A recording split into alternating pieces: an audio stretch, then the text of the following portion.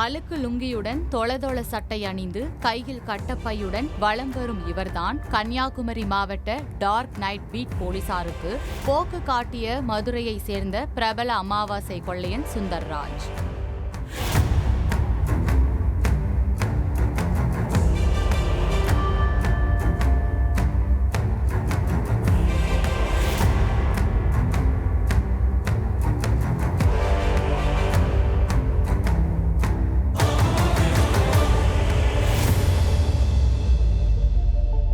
குமரி மாவட்டம் குளச்சல் பகுதியில் கடந்த ஜூலை மாதம் 8ஆம் தேதி இரவு அடுத்தடுத்து 3 வீடுகளின் கதவை உடைத்து உள்ளே புகுந்த மர்ம நபர் தூங்கிக் கொண்டிருந்த பெண்களின் கழுத்தில் கிடந்த தாலிச்சங்கிலியை பறித்துக் கொண்டு தப்பி ஓடியுள்ளார்.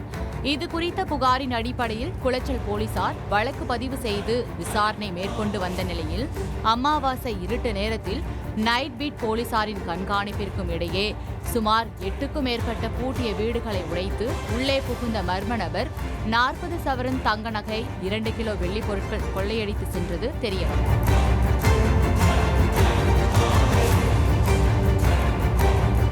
இந்த சம்பவம் தொடர்பாக குளச்சல் தனிப்படை போலீசார் கடந்த ஜூன் மாதம் முதல் கொள்ளை அரங்கேறிய வீடுகளில் கைப்பற்றப்பட்ட சிசிடிவி காட்சி பதிவுகளை வைத்து விசாரணையை முன்னெடுத்தனர்.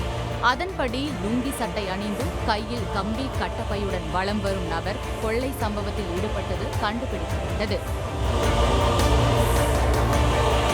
தொடர் விசாரணையில் அந்த நபர் கொள்ளை சம்பவத்தை அரங்கேற்றிவிட்டு அங்குள்ள கோவிலில் சாமி கும்பிட்ட பின்னர் குமரி கேரளா எல்லை களியக்காவிளை வழியாக கேரளா மாநிலம் திருவனந்தபுரம் சென்றது தெரியவந்தது. மேலும் கேரளாவிலிருந்து கோயம்புத்தூர் சென்று திருடிய பொருட்களை விற்று பணமாக்கி தனது சொந்த ஊரான மதுரையில் ஏகபோக வாழ்க்கை நடத்தி வந்தது கண்டுபிடிக்கப்பட்டது.